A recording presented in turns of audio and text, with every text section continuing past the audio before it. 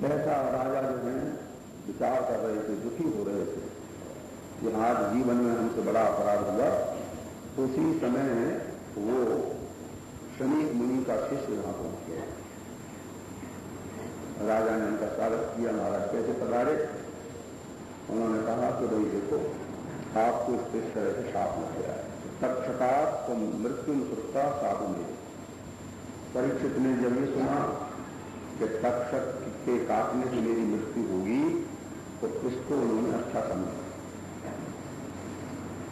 परीक्षित ने क्या अच्छा समझा नहीं कि अगर वैसे तो हमको वैराग्य होता नहीं, तो चलो इस शाप को सुन के ये संसार से वैराग्य तो होगा।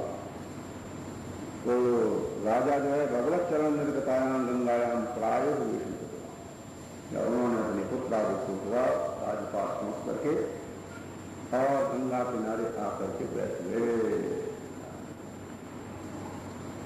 या वै लसक्षी तुलसी विनिश्यो कृष्णां विरेणुर्यधिकाम्बुनेत्री पुनाति लोकान् वयत्र शेषान् कस्तां सेवेतमर्जुनाः। जो अत्यंत शोभायमान तुलसी आदि से युक्त भगवान के चरणों की रज को वहन करने वाली श्री गंगा महारानी, वो ऐसा मरने वाला कौन प्राणी है जो उनका सेवन करे। पुनात लोकान भयत, सभी लोगों को भी पवित्र करती हैं, शेषान बड़े बड़े देवताओं को भी पवित्र करती हैं।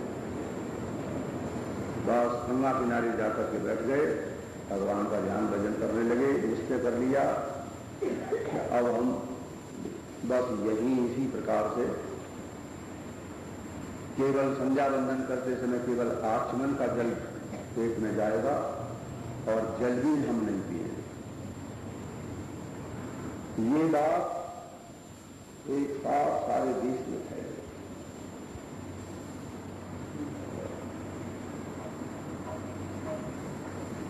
और सभी ऋषि महर्षि आकर के ध्यान करते हुए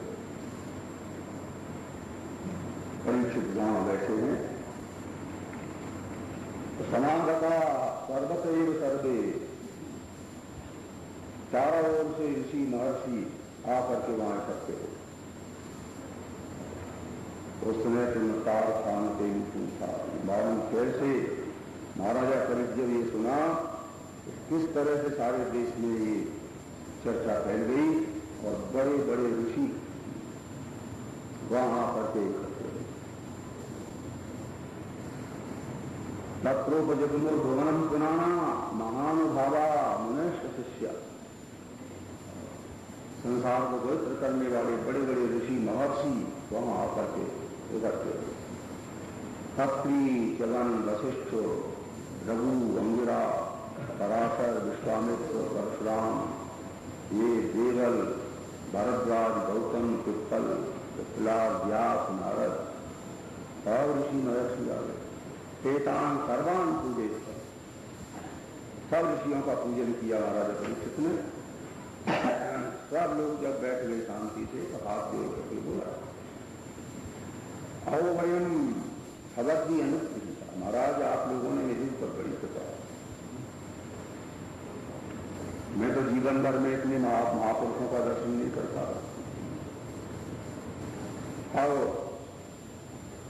ये ब्राह्मणों ने साथ हमको क्या दिया, ये तो मेरे ऊपर अनुग्रह किया। मैं घर गृहस्थ में जो आसक्त था, हमको कब वैराग्य होता, ये तो वैराग्य का कारण बन गया। यस्मिन शापे सती विरक्तो राजा हो। तो इस तरह से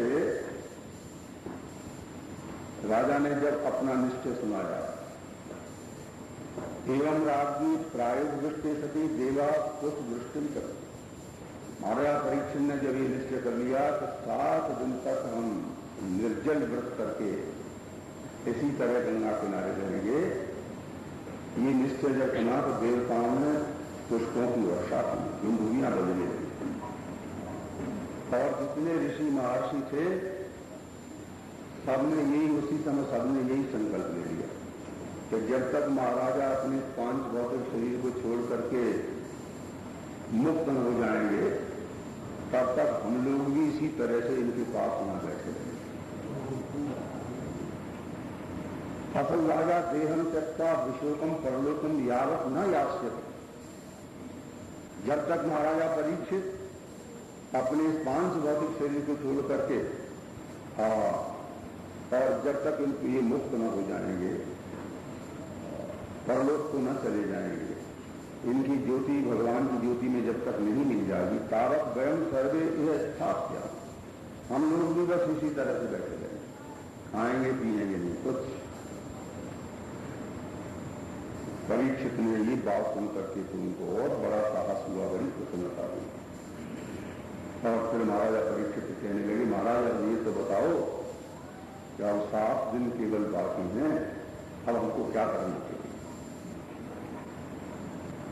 ब्राह्मण बोले तो फिर क्या, कोई कुछ कहने लगा, कोई कुछ कहने लगा।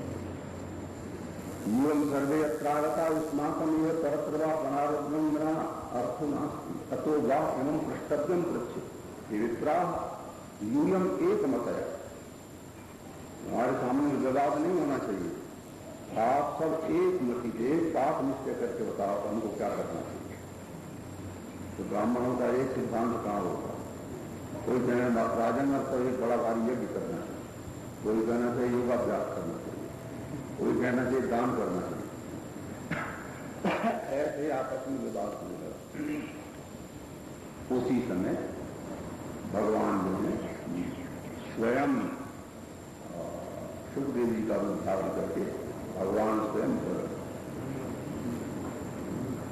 यदृक्षयागाम पर्यटन स्त्री बाले व्रतो अवधूत वेशो निजलावतो व्यास भगवान व्यासपुत्रो यदिच्छया रामतमानुपेक्षा अलक्ष्यलिंगो निजलावतुष्टो वृतस्त्रिबाणी रघुभूतवेश।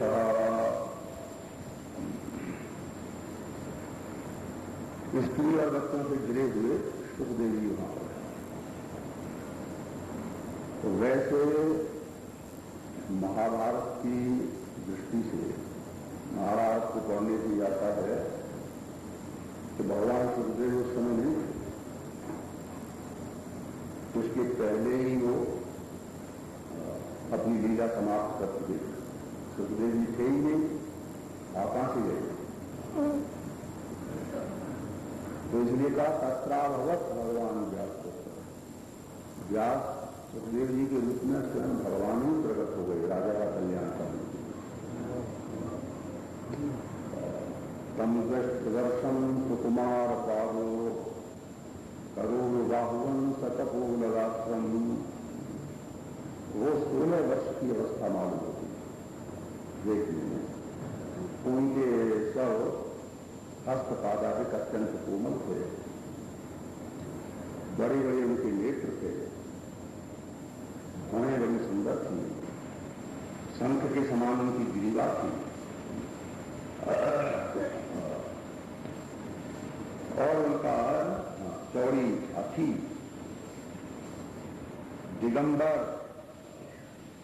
श्यामम सदा पीच्य वयोंग लक्ष्मण।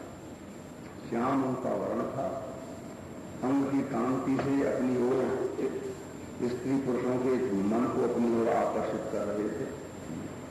तो इस प्रकार सुखदेव जी अकस्मात वहां भ्रमण करते हुए प्रकट हुए। उनको देख करके सबके सब ऋषि महर्षि उठ करके खड़े हो गए। बोलिए सुखदेव भगवान प्रशांतमासीन मुकुंद मेदसम।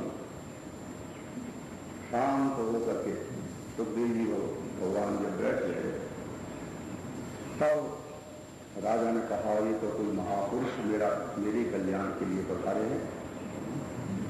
जहां इतने बड़े बड़े ऋषि महर्षि जिनको देख करके उठ के खड़े हो गए, ये तो कोई बड़े महापुरुष हैं।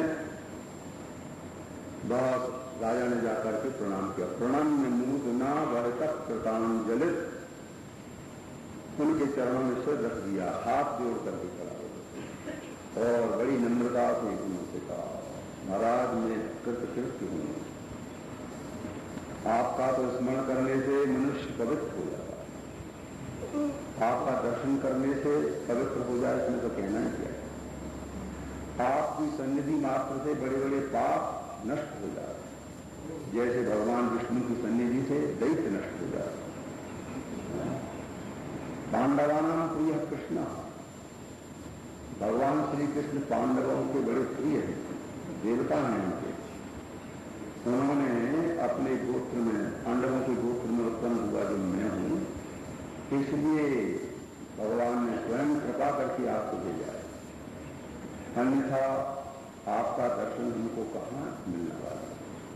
न तब दर्शनम कथम क्या, मैं आपका दर्शन कैसे कर सकता, आप तो बड़े बड़े योगियों के भी गुरु। अब आप ये बताइए कि मृत्यु जिसके समीप में है तो क्या करना है। ततः प्रस्थान संसिद्धिम योगिनाम परमं गुरुम पुरुषस्य यत्कार्यं म्रियमाणस्य सर्वथा, उसको क्या करना चाहिए।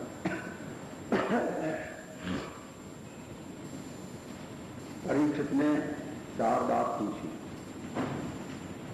महाराज मैं मोक्ष का स्वरूप जानना चाहता हूं, मोक्ष किसको कहते हैं और उसका साधन क्या है, और मनुष्य मात्र को क्या करना चाहिए, और मृत्यु जिसके समीप में है उसको क्या करना चाहिए। ये 4 बात पूछी। अतः पृच्छामि संसिद्धिं योगिनां परमं गुरुं पुरुषस्य यत्कार्यं म्रियमाणस्य सर्वथा यच्छ्रोतव्यमथो यत्यं यत्कर्तव्यं यदि प्रभो स्मर्तव्यं भजनीयं वा गुरुः यद्वा विपर्ययम्, क्या करना चाहिए और क्या नहीं करना चाहिए, ये उन्होंने प्रश्न किया।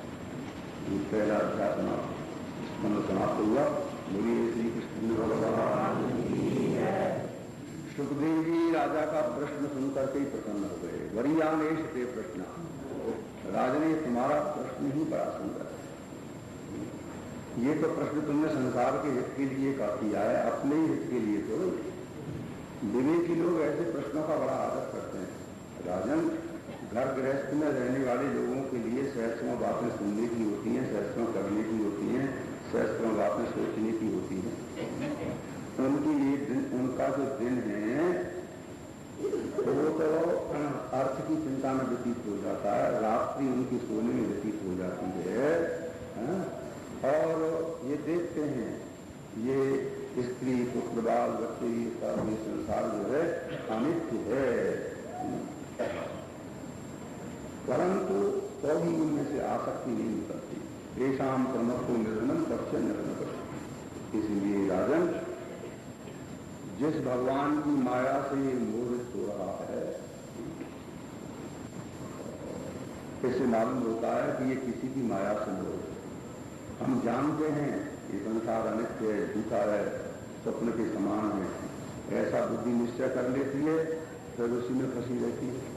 तो ये क्या बात है, जान करके भी और फिर भी मोह ममता नहीं हटती है। कभी हम मोदी नगर जाते हैं तो मोदी जी बार बार ये कहते, महाराज ये पता है तब हम उसको छोड़ के जाने वाले, ये रह जाएगा। परंतु एक वस्तु में ये छूटेगी, हम इसको छोड़ेंगे, पर एक वस्तु में ममता नहीं हटती, नहीं छूटती। जानते हुए जिससे हमारा थोड़े दिन के बाद कोई संबंध नहीं रहेगा, फिर भी इसमें ममता मोह आसक्ति बनी हुई है। इससे क्या मालूम है कि ये भगवान की माया से जीव मोहित है। तो जिसकी माया से मोहित है उसकी शरण ग्रहण करनी चाहिए। तस्मात् भारत सर्वात्मा भगवान हरिश्वरा श्रोतव्य तीर्थतव्य स्मर्तव्य इच्छता। जिसकी माया से मोहित हो रहा है उस परमात्मा की शरण ग्रहण करनी चाहिए।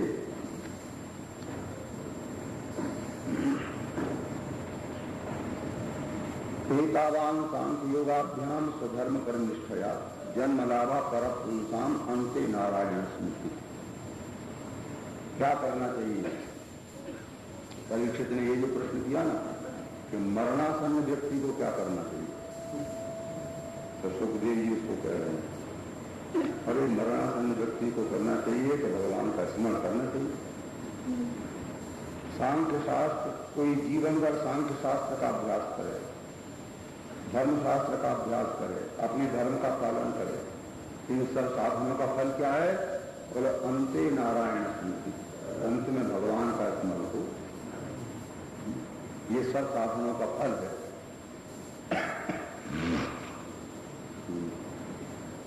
ऐसा अभ्यास करना चाहिए कि मरने के समय भगवान का नाम मुख से निकले, भगवान का स्मरण हो। ये अंते नारायण स्मृति, जन्म लाभा पर पुंसाम अंते नारायण, अंत में नारायण का स्मरण हो। ये सब साधनों का फल है।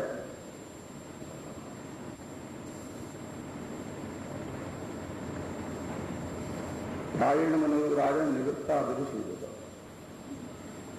नैर्गुणस्थारमंते इसमें गुणान कथन कहते हैं कि जो विधि निषेध को पार कर गए हैं वो लोग भी निर्गुण भगवान के निर्गुण स्वरूप में जिनकी निष्ठा है वो भी भगवान के गुणगान करते रहते हैं।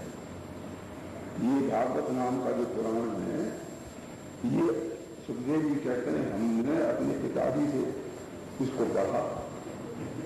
यद्यपि निर्गुण भगवान के निर्गुण स्वरूप में हमारी पूर्ण निष्ठा है, परंतु भगवान के गुणों से आकर्षित होकर के हमने श्रीमद् भागवत को अपने पिताजी से पढ़ा। तो श्रीमद् भागवत को हम तुम्हें सुनाएंगे। ये सुखदेव जी कहते हैं परीक्षित, क्यों? तुम भगवान के परम भक्त हो। तदहम से विधात्यामी महापौरुषो भगवान, जिस श्रीमद् भागवत के सुनने से भगवान के चरणों में प्रीति का उदय होता है। बोलो सब लोगों के लिए एक ही वस्तु, एक औषधि। कोई ऐसे सिद्ध महात्मा होते हैं, कोई रोगी आ गया सबको एक औषधि देते हैं, सबको लाभ होता है। तो कहते 4 प्रकार के व्यक्ति होते हैं, एक तो विरक्त और एक सरक्त, ये संसार की वासना जिनको हैं, एक संसार की वासनाओं से मुक्त हैं, और एक मुक्षु हैं, और एक जीवन मुक्त हैं। ऐसे 4 कोटि के जो व्यक्ति हैं उन सबके लिए क्या एक साधन है कि हरे नामां कीर्तनम, बल भगवान नाम का कीर्तन करो, भगवान का नाम लो प्रेम से। ये सबके लिए ही साधन। मुमुक्षु की, जो मुमुक्षु है वो भगवान नाम का आश्रय लेगा उसको मोक्ष मिलेगी। जीवन मुक्त पुरुष भगवान नाम का आश्रय लेगा तो जीवन मुक्ति में दृढ़ता है, और विरक्त पुरुष भगवान नाम का आश्रय लेगा तो वैराग्य की वृद्धि होगी। और जो संसार का वैभव चाहता है तो कहते हैं वो मिलेगा भगवान नाम का आश्रय लेने से। किसी व्यक्ति को 1000 वर्ष की आयु मिल जाए और प्रमाद में व्यतीत हो तो क्या लाभ है? वरम मुहूर्तम विदितम घटे तस्वीर। थोड़ी भी आयु हो और साफ विचार पूर्वक व्यतीत की जाए तो क्या कहना? वरम मुहूर्तम विदितम घटे तस्वीर।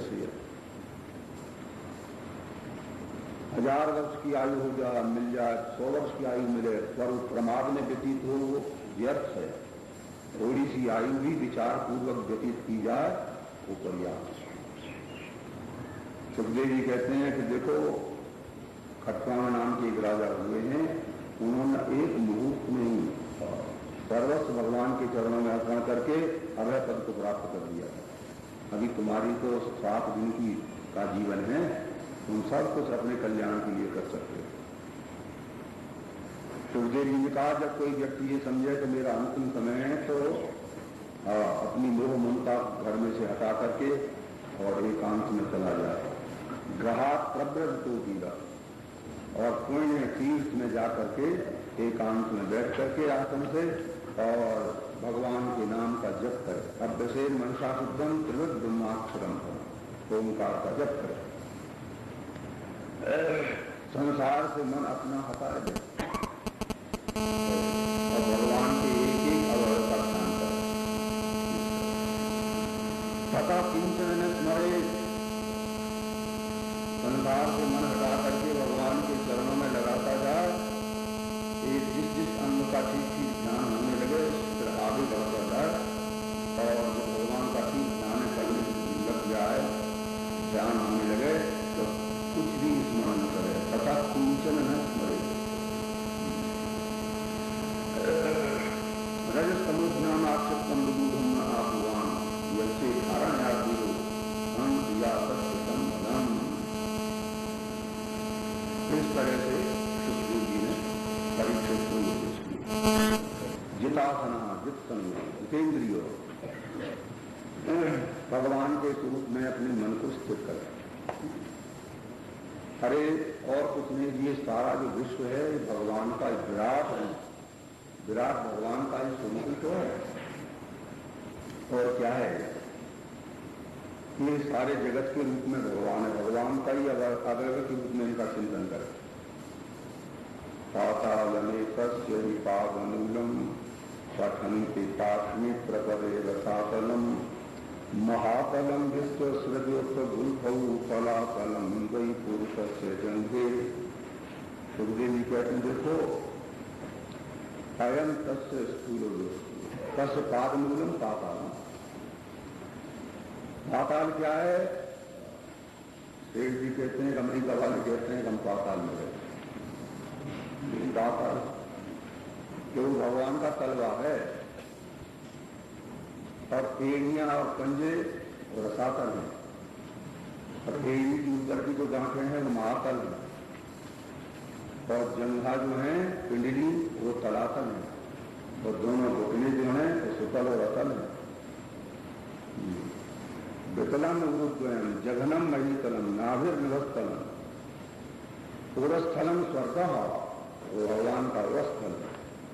ग्रीवा महरलोक है, वदन जो है जनलोक है, मस्तक जो है तपलोक है, और ब्रह्मलोक जो है सप्तलोक भगवान का सिर है।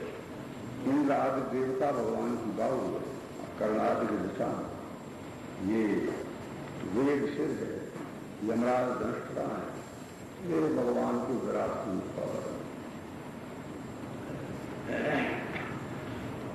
अच्छा, ये पक्षी क्या है कि भगवान की अद्भुत रचना। भगवान, ये पक्षी जो है ये भगवान की एक अद्भुत रचना है। इनको देखो कैसे कैसे पक्षी, कैसे कैसे उनके बोलियां, कैसे कैसे उनके रंग। शिल्प नैपुणम पक्षिणः, ब्राह्मण उनका मुख है, क्षत्रिय भुजाएं हैं, वैश्य गुरु वैश्य हैं, पालव शूद्रा। इस तरह से कहते हैं ये सारा विश्व भगवान का अवयव में, भगवान के अवयवों के रूप में इनका चिंतन करो, विश्व का, इसमें मन को स्थिर करो। ससर्ग विवृत्यन भूत सर्ग आत्मा यथा स्वप्न जनेक्षित तम सत्यमानंद निधि भजेतो नान्य प्रसज्जेत यत आत्मपात। ससर्वधीभूत सर्व, वो परमात्मा ही सबकी बुद्धि के द्वारा सबका अनुभव कर रहा है। जैसे स्वप्न में हम, स्वप्न में जो हम संसार को देखते हैं, सहस्रों की संख्या में स्त्री पुरुषों को देखते हैं, तो वो क्या है, वो लोग, उनकी बुद्धि आगे अलग नहीं है, उनकी बुद्धि के द्वारा तुम ही सब का अनुभव कर रहे हो, तुमसे भिन्न वहां कोई नहीं है। इसी तरह से यहां इस समय भी, जागृत में भी, ये तुम्हारा ही प्रसारा है, तुम्हारा ही दृश्य है। तम सत्यमानंद लीन भजे तो नान्यत्र सज्जेति यथा। उसी परमात्मा में, अपनी आत्मा में मन को स्थिर करो। देखो इस प्रकार से इसी धारणा के द्वारा ब्रह्मा जी ने अपनी नष्ट हुई स्मृति को प्राप्त किया। सुखदेव जी कहते हैं राजन देखो, जब व्यक्ति कोई साधक स्वर्ग आदि की महिमा को जो सुनता है तो मन ललचने लगता है, विविध नाम वाले पदार्थों की ओर उसका मन जाने लगता है। स्वर्गादिर नाभि तत्त इच्छाम करोगी,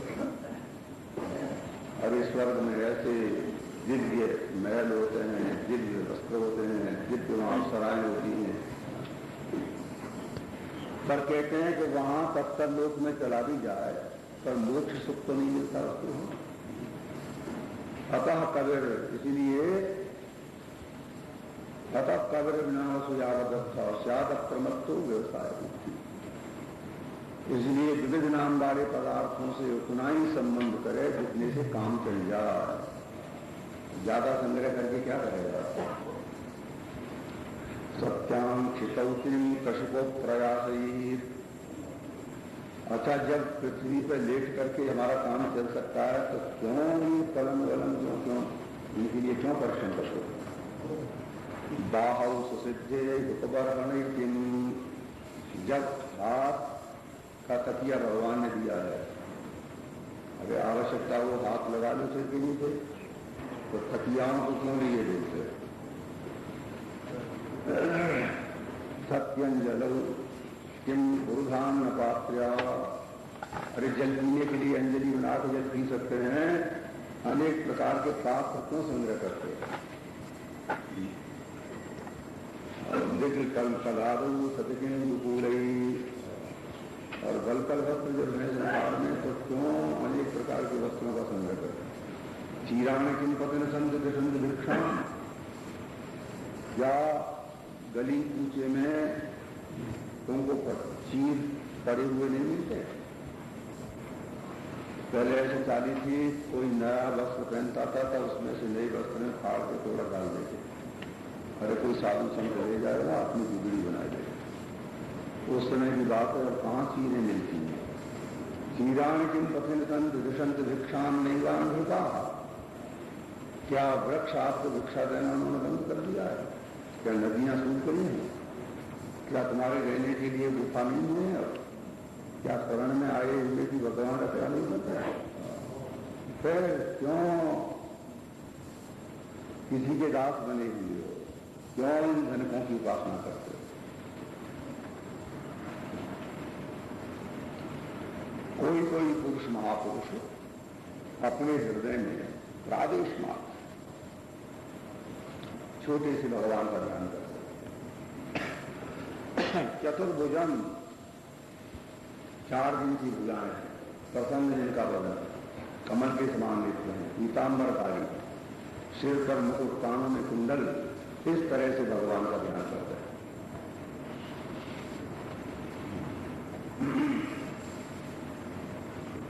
और सुखदेवी बताते हैं राजन, अगर कोई महात्मा सन्यासी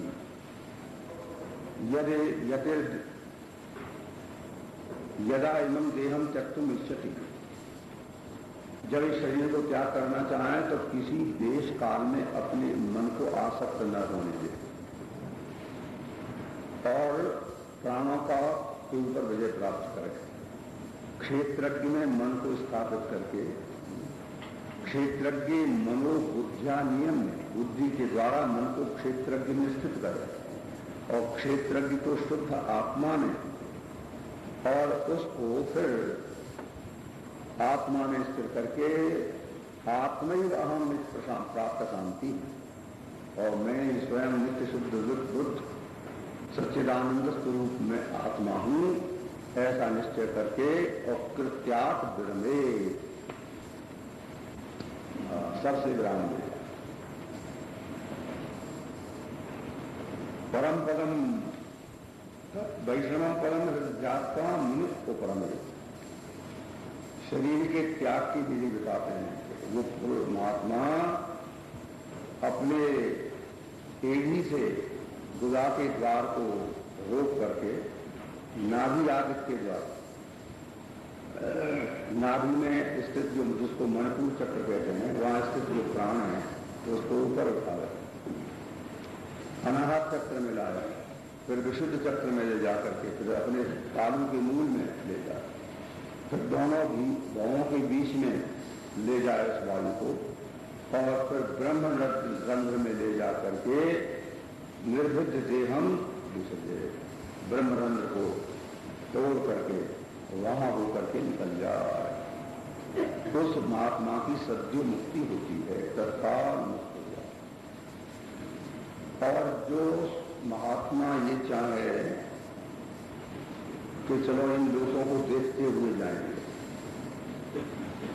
आगे ऊपर जो लोग हैं चलो इनमें भी होते हुए इनको भी देखने कैसे, अगर किसी की इच्छा हो तो फिर उसको क्या चाहिए,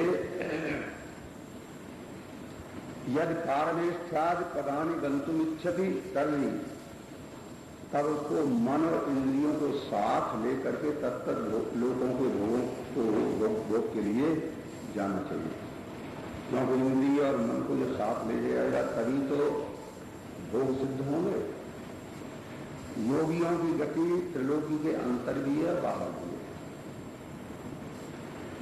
योगी जो है सुषुम्ना नाड़ी के द्वारा पहले ब्रह्मलोक को जब जाता है तब पहले वो अग्निलोक में जाता है, फिर सुषमा चक्र में जाता है, उस चक्र का को छोड़ करके फिर महरलोक में जाता है और फिर महरलोक भी जो भगवान शेष की मुखानल से दग्ध होने लगता है तो उसे छोड़ करके ब्रह्मलोक चला जाता है।